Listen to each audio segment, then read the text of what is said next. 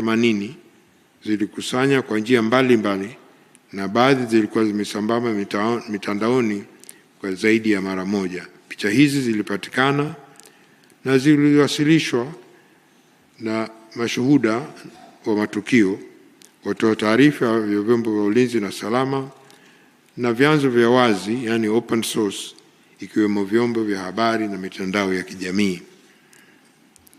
Katika kubaini uhalisia wake, baadhi ya picha zilizochambuliwa na kufanya uchunguzi wa kisayansi kwa kutumia wataalamu walioidhinishwa. Uchunguzi huo hususan kwa picha zilizokuwa zikizunguka zaidi mitandaoni na kwenye vyombo vya habari, baadhi yake zilikuwa halisi na za kweli, lakini nyingine hazikuwa halisi na zimechezewa kwa kutumia akili unde na nusu ukweli.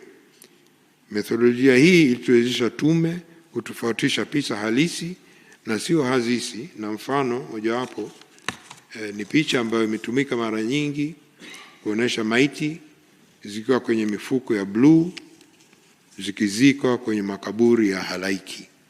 Picha hiyo kwa mujibu wa uchunguzi imekuwa imetumika sehemu nyingi duniani.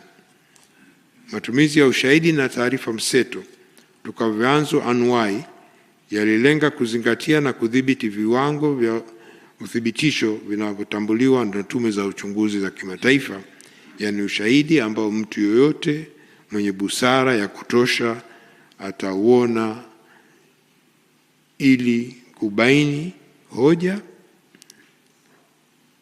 Tume ilitegemea zaidi ushahidi wa taarifa mseto zilizokusanya kutoka vyanzo anuwai vya moja kwa moja na vya rejea, vile vile vielelezo hivyo vya kidijitali.